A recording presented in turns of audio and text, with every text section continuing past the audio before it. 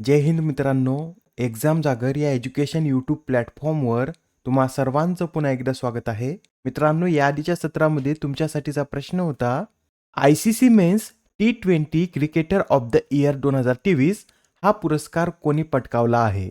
या प्रश्नाचं योग्य उत्तर आहे पर्याय क्रमांक 4 म्हणजे सूर्यकुमार यादव यांना हा पुरस्कार देण्यात आलेला आहे. या आधीचा पुरस्कार सुद्धा यांनीच पटकावला होता व सलग हा पुरस्कार दुसऱ्यांदा पटकावणारे सूर्यकुमार यादव हे पहिलेच खेळाडू ठरलेले आहेत. आजच्या सत्राचा पहिला प्रश्न पहा. भारतीय टेनिस खेळाडू रोहन बोपन्ना हे ग्रँड स्लॅम स्पर्धा जिंकणारे सर्वात वयस्क खेळाडू ठरले आहेत. तर त्यांनी कोणाच्या साथीने ऑस्ट्रेलियन ओपन स्पर्धेतील पुरुष दुहेरीचं विजेतेपद पटकावले? अत्यंत महत्त्वाचा प्रश्न आहे. रोहन बोपन्ना यांनी मॅथ्यू एबडेन यांच्या साथीने या ऑस्ट्रेलियन ओपन स्पर्धेचं विजेतेपद पटकावलेलं आहे. हे जे मॅथ्यू एबडेन आहेत हे कोणत्या देशाचे खेळाडू आहेत? तर हे ऑस्ट्रेलियाचे खेळाडू आहेत आणि यांच्याच साथीने रोहन बोपन्ना यांनी इटलीच्या सिमोन बोलेली आणि अँड्रिया वावासोरी यांना हरवून ऑस्ट्रेलिया ओपन स्पर्धेचं विजेतेपद पटकावलेलं आहे. बरं, ही स्पर्धा जिंकली त्यावेळेस रोहन बोपन्ना यांचं वय किती होतं? तर 43 वर्ष 329 दिवस इतकं त्यांचं त्या दिवशी वय होतं. यासच मित्रांनो, मार्टिना नवरातिलोवा यांचं नाव सुद्धा लक्षात राहू द्या. या ज्या मार्टिना नवरातिलोवा आहेत या ग्रँड स्लॅम जिंकणाऱ्या पुरुष आणि महिलांमध्ये सर्वात वयस्क खेळाडू आहेत. त्यांनी वयाच्या 49व्या वर्षी ग्रँड स्लॅम स्पर्धा जिंकली होती. रोहन बोपन्ना यांचे दुसरं ग्रँड स्लॅम विजेतेपद आहे. तर पुरुष दुहेरीचं हे पहिलंच विजेतेपद आहे. त्यांनी याआधी 2017 साली फ्रेंच ओपनमध्ये मिश्र दुहेरीचं विजेतेपद पटकावलं होतं. हे मिश्र दुहेरीचं विजेतेपद हे त्यांनी कोणाच्या साथीने मिळवलं होतं? तर कॅनडाच्या गॅब्रिएला डॅब्रोस्की यांच्या साथीने त्यांनी 2017 मध्ये ही स्पर्धा जिंकली होती. आणि रोहन बोपन्ना यांनी अजून एक रेकॉर्ड मोडलेला आहे. आता ती पुरुष दुहेरीचं विजेतेपद जिंकण्यापूर्वी सर्वाधिक सामने खेळणारे खेळाडू ठरले आहेत. याआधी हा विक्रम अमेरिकन टेनिसपटू राजीव राम यांच्या नावावर होता. त्यांनी पुरुष दुहेरीचे ग्रँड स्लॅम जिंकण्यासाठी 58 सामने खेळले होते. तर रोहन बोपन्ना यांनी 61 सामने खेळलेले आहेत. आणि या सर्वांमधील अतिशय महत्त्वाचा मुद्दा म्हणजे रोहन बोपन्ना यांना 2024चा पद्मश्री पुरस्कार देखील जाहीर झालेला आहे. रोहन बोपन्ना यांच्याविषयी एक्झाममध्ये हमखास एक प्रश्न विचारण्यात येईल. त्यासाठी सर्व माहिती नोट करून घ्या. आता ऑस्ट्रेलियन ओपन या स्पर्धेकडे आपण येऊया. या स्पर्धेमधील पुरुष एकेरीचं विजेतेपद कोणी पटकावलं आहे? तर या स्पर्धेमधील पुरुष एकेरीचं विजेतेपद इटलीच्या यानिक सिनर यांनी रशियाच्या डॅनियल मेदवेदेव यांना हरवून पटकावलेलं आहे. तर महिला एकेरीचं विजेतेपद बेलारूसच्या आरेना सबालेन्का यांनी सलग दुसऱ्या वर्षी पटकावलेलं आहे. त्यांनी यामध्ये कोणाला हरवून ही स्पर्धा जिंकली आहे? तर चीनच्या केन वेन झेंग यांना हरवून त्यांनी ही स्पर्धा जिंकलेली आहे. आणि मित्रांनो, 2013 नंतर ऑस्ट्रेलियन ओपनचं सलग विजेतेपद पटकावणाऱ्या आरेना सबालेन्का या पहिल्याच महिला ठरल्या आहेत. प्रश्न क्रमांक दुसरा पहा. आता नुकत्याच पार पडलेल्या FIH हॉकी 5 महिला विश्वचषक 2024चं विजेतेपद कोणी पटकावलं आहे? तर मित्रांनो, आता नुकत्याच पार पडलेल्या हॉकी विश्वचषकाचं विजेतेपद नेदरलँड या देशानं पटकावलेलं आहे.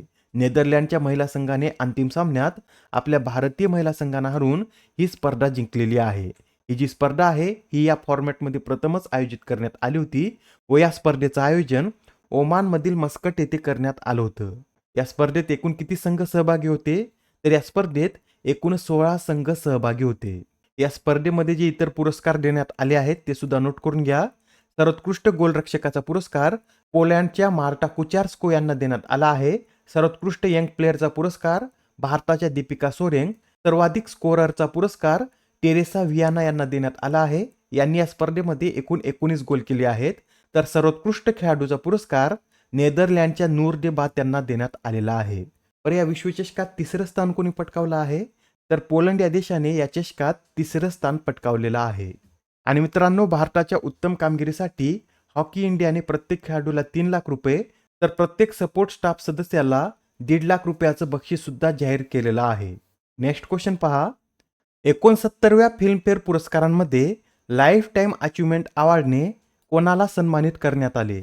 तर या 69व्या फिल्मफेअर पुरस्कारामध्ये डेव्हिड धवन यांना लाईफ टाईम अचिव्हमेंट अवॉर्डने सन्मानित करण्यात आलेलं आहे. मित्रांनो, हे जे डेव्हिड धवन आहेत हे एक दिग्दर्शक आहेत आणि त्यांना बॉलिवूडचे कॉमेडी किंग म्हणून सुद्धा ओळखलं जातं. त्यांनी त्यांच्या कारकिर्दीत 40हून अधिक चित्रपट दिग्दर्शित केलेले आहेत. बरं, हा जो यंदाचा फिल्मफेअर पुरस्कार सोहळा होता याचं आयोजन कुठे करण्यात आलं होतं? तर गुजरातमधील गांधीनगर येथे 27 ते 28 जानेवारी दरम्यान याचं आयोजन करण्यात आलेलं आहे. बरं, या पुरस्कार सोहळ्यात लोकप्रिय श्रेणीतील सर्वोत्कृष्ट चित्रपटाचा पुरस्कार कोणत्या चित्रपटाने पटकावला आहे? तर या पुरस्कार सोहळ्यात लोकप्रिय श्रेणीतील सर्वोत्कृष्ट चित्रपटाचा पुरस्कार 12वी फेल या चित्रपटाने पटकावलेला आहे. या चित्रपटाचे दिग्दर्शक कोण आहेत? तर विधू विनोद चोप्रा ह्या चित्रपटाचे दिग्दर्शक आहेत व त्यांना सुद्धा या चित्रपटासाठी सर्वोत्कृष्ट दिग्दर्शकाचा पुरस्कार मिळालेला आहे. हा जो 12वी फेल चित्रपट आहे हा IPS अधिकारी मनोज कुमार शर्मा यांच्या जीवनावर आधारित आहे व या चित्रपटामध्ये मनोज कुमार यांची भूमिका विक्रांत मॅसी यांनी साकारलेली आहे. आता हे जे फिल्मफेअर पुरस्कार आहेत हे कधीपासून देण्यात येत आहेत? तर टाइम्स ग्रुपच्या फिल्मफेअर मासिकाने हे पुरस्कार पहिल्यांदा 1954 मध्ये सुरू केले होते. यंदाचे जे इतर श्रेणीमधील विजेते आहेत त्यांची नावे सुद्धा नोट करून घ्या. तर पहा, क्रिटिक्स श्रेणी अंतर्गत सर्वोत्कृष्ट चित्रपटाचा पुरस्कार जोरमनं पटकावला आहे. क्रिटिक्समधील सर्वोत्कृष्ट अभिनेता विक्रांत मसी ठरला आहे. तर लीड रोल अंतर्गत सर्वोत्कृष्ट अभिनेता रणवीर कपूर, लीड रोल अंतर्गत सर्वोत्कृष्ट अभिनेत्री आलिया भट्ट, क्रिटिक्स अंतर्गत सर्वोत्कृष्ट अभिनेत्री राणी मुखर्जी व शेफाली शाह ठरली आहे. सर्वोत्कृष्ट सहाय्यक भूमिकेत अभिनेता विकी कौशल, सर्वोत्कृष्ट सहाय्यक भूमिकेत अभिनेत्री शबाना आझमी, सर्वोत्तम गीतकार अमिताभ भट्टाचार्य, सर्वोत्कृष्ट पार्श्वगायक भूपिंदर बब्बल, सर्वोत्कृष्ट पार्श्वगायिका शिल्पा राव, तर सर्वोत्कृष्ट ॲक्शन चित्रपट हा जवान ठरलेला आहे. प्रश्न क्रमांक 5, कोणती स्टार्टअप कंपनी ही युनिकॉर्न बनणारी भारतातील पहिली AI स्टार्टअप कंपनी ठरली आहे? तर आता युनिकॉर्न बनणारी भारतातील पहिली AI स्टार्टअप कंपनी ही कृत्रिम ठरलेली आहे. हा जो कृत्रिम स्टार्टअप आहे हा कोणी सुरू केला होता? तर ओला कॅब्स आणि ओला इलेक्ट्रिकचे संस्थापक भाविश अग्रवाल यांनी हा कृत्रिम स्टार्टअप सुरू केला होता व आता कृत्रिम स्टार्टअप $1 अब्ज पर्यंत पोहोचलेला आहे. आणि ज्यावेळेस कोणती स्टार्टअप कंपनी $1 अब्ज टप्पा गाठते त्यावेळेस त्या स्टार्टअप कंपनीला युनिकॉर्नचा दर्जा देण्यात येतो. प्रश्न क्रमांक 6, यंदाच्या वर्षी किती जवानांना कीर्तिचक्र जाहीर झाले आहेत? कोणता पुरस्कार आहे? तर कीर्तिचक्र आहे व यंदा हे कीर्तिचक्र एकूण 6 जवानांना जाहीर झाला आहे. त्यांची नावे सुद्धा नोट करून घ्या. यामध्ये मेजर दिग्विजय सिंह रावत, दीपेंद्र विक्रम बसनेत, अंशुमन सिंह यांना मरणोत्तर, पवन कुमार यादव, अब्दुल माजिद यांना मरणोत्तर, तर पवन कुमार यांना सुद्धा हे कीर्तिचक्र मरणोत्तर जाहीर झालेलं आहे. यासच मित्रांनो शौर्यचक्राची सुद्धा घोषणा झाली आहे व यंदा एकूण 16 जवानांना हे शौर्यचक्र जाहीर झाले आहे. त्यांची नावे सुद्धा आपण पाहून घेऊया. यामध्ये मानेओ फ्रान्सिस, अमनदीप जाखर, MV प्रांजल, अक्षत उपाध्याय, बेरिया संजय कुमार, आलोक राव, परषोत्तम कुमार, लेफ्टनंट बिमल रंजन, शैलेश सिंग, ऋषिकेश जैन, भिबोर कुमार सिंग, मोहनलाल, अमित रैना, फिरोज अहमद आणि वरुण सिंग यांना शौर्यचक्र देऊन सन्मानित करण्यात येणार आहे. नेक्स्ट क्वेश्चन पहा, 84व्या अखिल भारतीय पीठासीन अधिकाऱ्यांच्या परिषदेचं आयोजन कोठे करण्यात आले? तर आता ही जी 84वी अखिल भारतीय पीठासीन अधिकाऱ्यांची जी परिषद होती याचं आयोजन मुंबईमध्ये करण्यात आलेलं आहे. आता हा प्रश्न पहा, फ्रान्सच्या एअरबसने H125 नागरी हेलिकॉप्टरच्या निर्मितीसाठी कोणत्या भारतीय कंपनीसोबत करार केला आहे? तर आता हा जो करार आहे हा फ्रान्सच्या एअरबसने टाटा ॲडव्हान्स सिस्टीम लिमिटेड सोबत केला आहे. या करारानुसार या हेलिकॉप्टरच्या निर्मितीसाठी गुजरातमधील वडोदरा येथे एक उत्पादन केंद्र स्थापन करण्यात येणार आहे. हा पण महत्त्वाचा पॉईंट आहे, लक्षात ठेवा. गुजरातमधील वडोदरा येथे एअरबस आणि Tata advance system limited H125 या नागरी हेलिकॉप्टरची निर्मिती करणार आहे. मित्रांनो, यंदाच्या प्रजासत्ताक दिनी फ्रान्सचे राष्ट्राध्यक्ष हे आपले प्रमुख पाहुणे होते व त्यांनी दिलेल्या भारत भेटी दरम्यान भारत आणि फ्रान्स यांच्यात एकूण 9 करार झालेले आहेत. याबरोबरच फ्रान्सच्या राष्ट्राध्यक्षांनी 2030 पर्यंत 30,000 भारतीय फ्रान्समध्ये शिक्षण घेऊ शकतील ही सुद्धा घोषणा केलेली आहे. प्रश्न क्रमांक 9, कोणत्या देशात प्रथमच दोषीला मृत्यूदंड देण्यासाठी नायट्रोजन गॅसचा वापर करण्यात आला?